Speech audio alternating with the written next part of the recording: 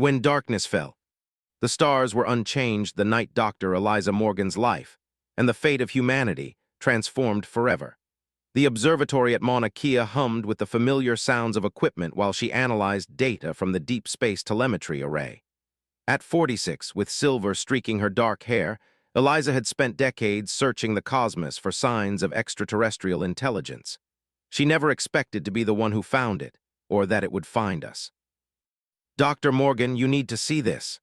Raymond Torres, her graduate assistant, stared at his monitor with wide eyes. The gravitational readings from the Kuiper belt just spiked beyond anything in our records. Eliza frowned, moving to his station.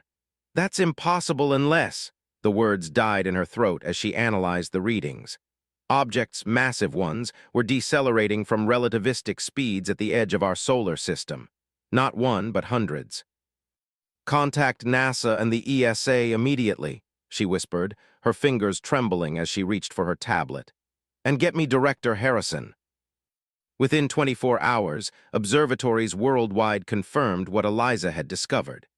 The objects had arranged themselves in a perfect blockade formation around Earth's orbital path. Military analysts scrambled, governments convened emergency sessions, and the public remained blissfully unaware until the broadcast. It came simultaneously across every communication device on the planet, in perfect renditions of each local language. The message was simple. "Humans of Earth, you possess what we require. Resistance is inefficient but anticipated. Prepare for collection." President Gabriela Reyes addressed the United Nations the following morning, her face grim on screens worldwide. "We face an unprecedented threat, but humanity has overcome every challenge in our history. We will not surrender our planet or our people." The first attack came 3 hours later. Captain Julian Blackwood was conducting training exercises with the 7th Fleet in the Pacific when the alien vessels descended. A decorated veteran at 38, Julian had seen combat across 3 continents, but nothing prepared him for what happened next. "All units, defensive positions," he shouted into his comm as the massive shadow fell over his aircraft carrier. The vessel, impossibly large and shaped like an obsidian crescent, hovered silently above them. Before any defensive systems could engage, pulses of violet energy swept across the fleet. Ships didn't explode or sink, they simply stopped. Every electronic system, every engine, every communication device went silent. The same scene played out at military installations worldwide, a strategic paralysis rather than destruction. "They could have killed us all," Julian realized, staring at the alien ship through binoculars as rescue vessels approached hours later. "They chose not to." 3 days after the initial attack, the harvesting began. The aliens, now identified as the Zoridians by intercepted communications, deployed smaller vessels over major cities. They didn't take resources or territory. They took people. Dr. Naomi Okada, director of Japan's Advanced Neuroscience Institute, was the first to recognize the pattern. "They're selecting specific individuals," she reported to the Emergency Scientific Council assembled in Geneva. "Artists, musicians, writers, scientists known for creative breakthroughs. They're harvesting human creativity." "That's absurd," General Viktor Petrov growled. The Russian commander had lost his entire air wing in the initial attack. "Creativity isn't a resource you can extract." Dr. Okada's expression remained calm.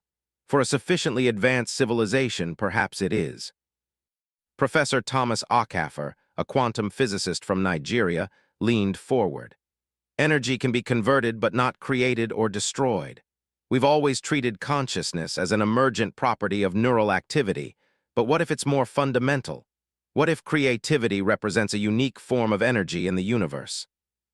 The implications were staggering and terrifying. Humanity wasn't facing simple conquest. We were being harvested for something uniquely human. By the end of the first week, an estimated 10 million people had been taken. Conventional weapons proved useless against Zoridian technology. Nuclear deterrence failed when missiles simply disappeared mid-flight.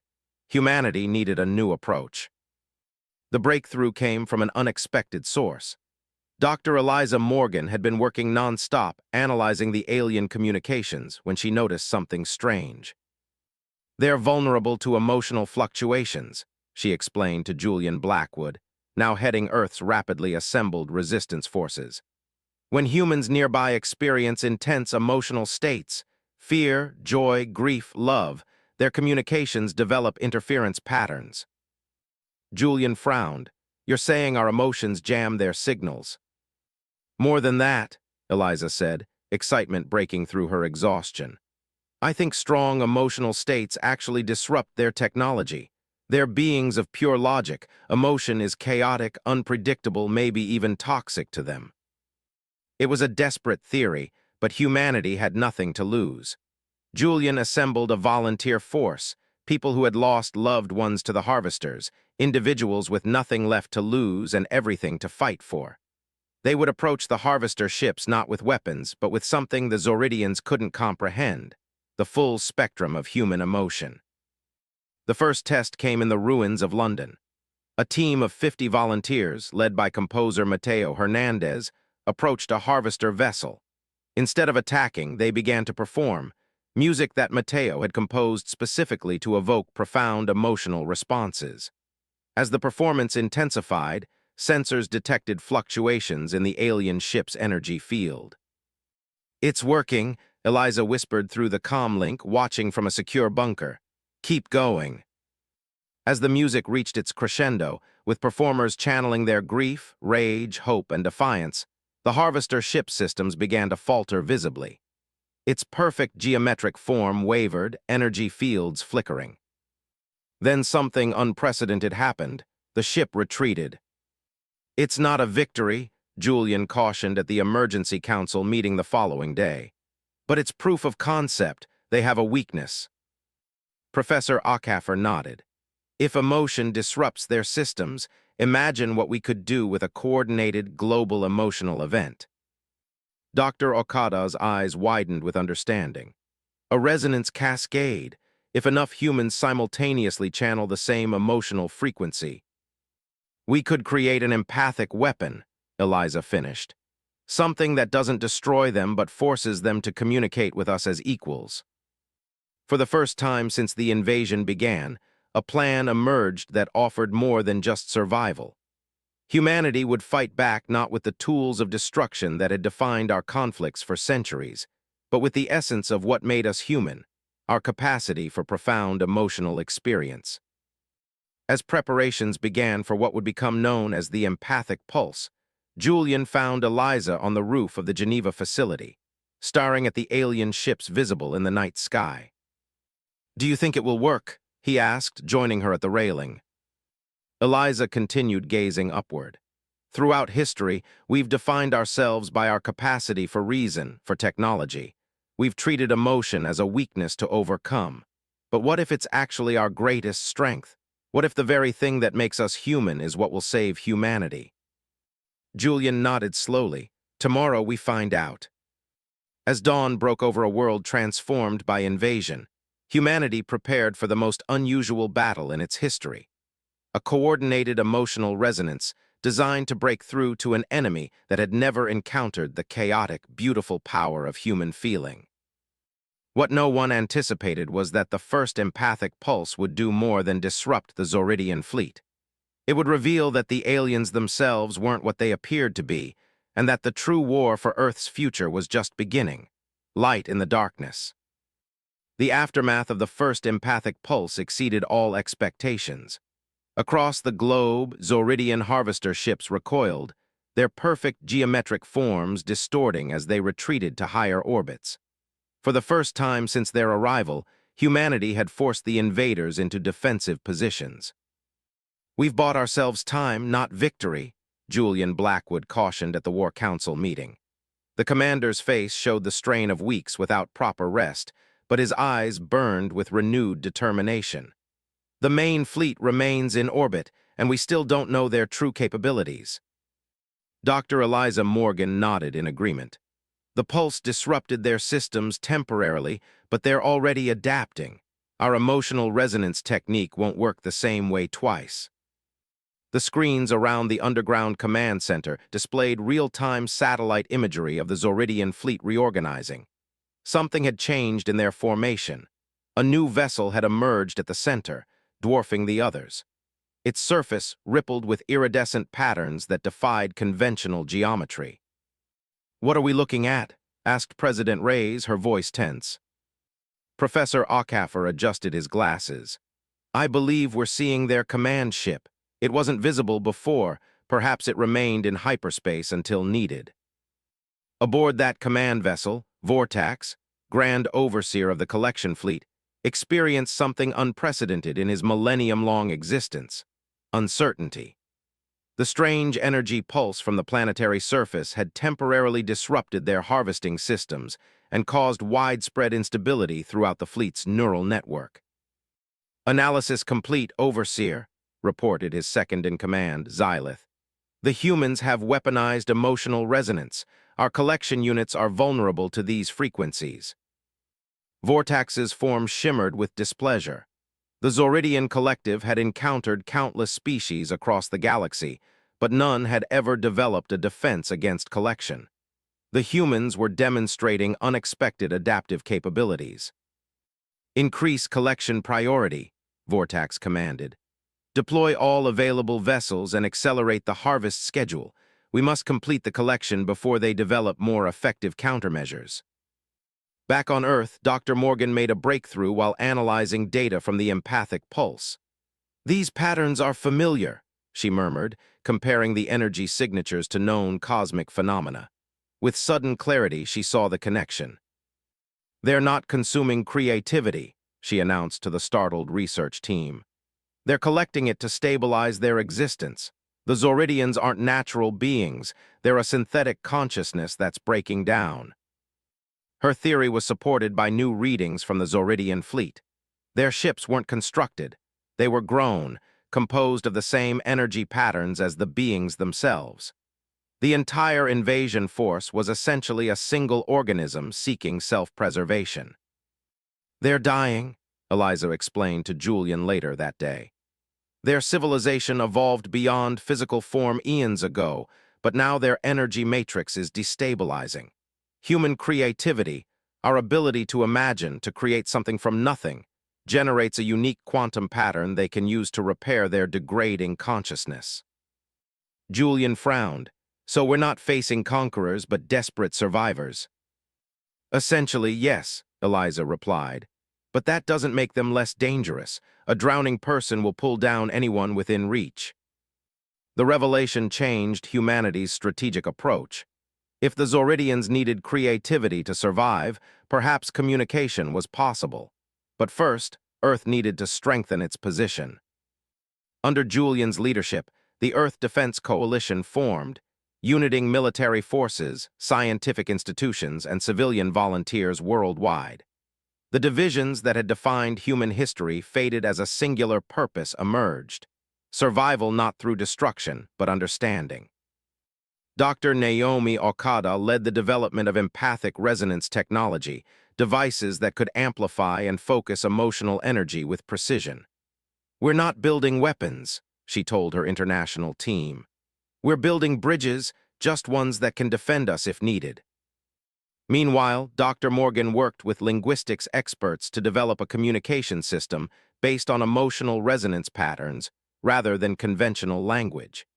If the Zoridians existed as patterns of energy, perhaps emotions could serve as a universal translator. The Zoridians responded to humanity's defensive preparations by intensifying their collection efforts. Harvester ships descended on smaller cities and rural areas, no longer selecting only the most creative individuals, but taking anyone they could find. During one such attack on a small town in Argentina, something unexpected happened. A local teacher named Diego Vargas, rather than fleeing, stood before a harvester ship and began reciting poetry, Pablo Neruda's verses flowing from memory as the collection beam engaged. Sensors recorded what happened next. The beam hesitated, fluctuated, and then withdrew. The ship remained hovering over Diego for several minutes before departing without collecting anyone. When the recording reached the Geneva headquarters, Eliza watched it dozens of times. He wasn't fighting them, she realized. He was offering a gift, freely sharing creativity rather than having it taken. The difference mattered to them. This incident sparked what became known as the Offering Initiative. Across the world, volunteers began broadcasting creative works, music, poetry, art, scientific innovations, directly toward the Zoridian fleet, not as weapons but as gifts. "It's working," Julian reported a week later. "Collection activities have decreased by 60%. They're listening."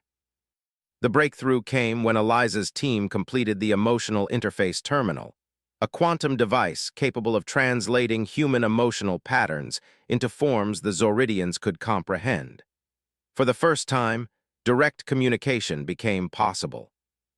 The first exchange was simple but profound. Eliza sent a pattern representing peaceful coexistence. After a tense hour of silence, the response came, a complex pattern that the interface translated as cautious acknowledgement. Over the following days, a dialogue emerged. The Zoridians explained their nature, a collective consciousness that had evolved beyond physical form billions of years ago, spreading throughout the galaxy.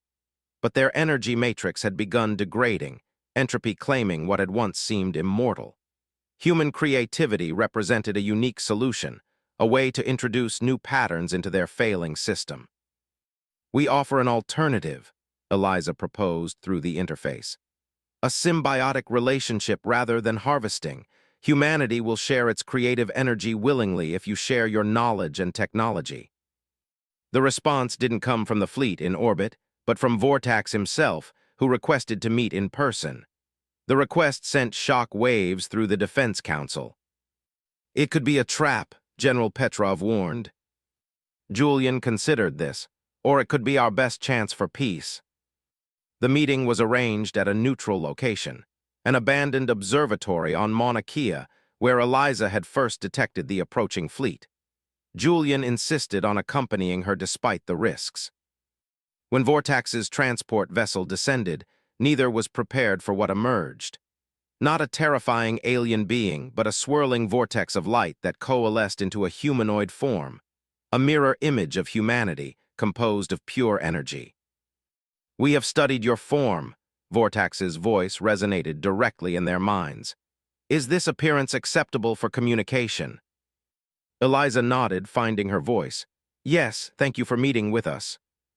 "Your proposal is unprecedented," Vortax continued. "No species has ever offered symbiosis. Collection has always been necessary." "Perhaps that's why your civilization is failing," Julian suggested boldly. "Taking creates resistance, sharing creates growth." The energy being seemed to consider this. "Your species is young, yet you understand principles our collective has forgotten. We have existed so long in isolation that we forgot the value of connection." What followed was a negotiation unlike any in human history. The Zoridians agreed to end forced collection in exchange for a voluntary creative exchange program. Humans would share art, music, literature, scientific theories, and philosophical concepts. The Zoridians would share knowledge accumulated across billions of years of existence. As the agreement took shape, Vortax revealed something that changed humanity's understanding of the cosmos. "You are not the first creative species we have encountered, but you are the first to weaponize emotion and then offer peace instead of destruction. This suggests you may be ready for the Galactic Assembly." "There's a galactic civilization out there?" Eliza asked, awestruck. "Many civilizations united in knowledge exchange," Vortax explained. "We have existed outside their structure, collectors rather than contributors. Perhaps it is time for both our civilizations to find a new path." 3 months after the invasion began, the Zoridian fleet departed Earth's orbit, not in retreat, but transformation. A small delegation remained behind to establish the first creative exchange center, where human volunteers could share their creative energy safely while gaining insights from the collective's vast knowledge. In Geneva, Julian found Eliza on the same rooftop where they had stood before the first empathic pulse. This time, they watched the sunset over a world forever changed but unbroken. We came so close to destruction, Julian said quietly. Not just from them, but from our own fear. Eliza nodded. Throughout history, we've defined progress through technology, through conquest. But in the end, what saved us were the qualities some considered our weaknesses: emotion, creativity, empathy. And stubbornness, Julian added with a slight smile. They thought we'd surrender. They never expected us to reach out instead of striking back. That's humanity's greatest strength, Eliza replied, watching as stars began appearing in the darkening sky. Not that we won't back down, but that we can change course, find another way forward.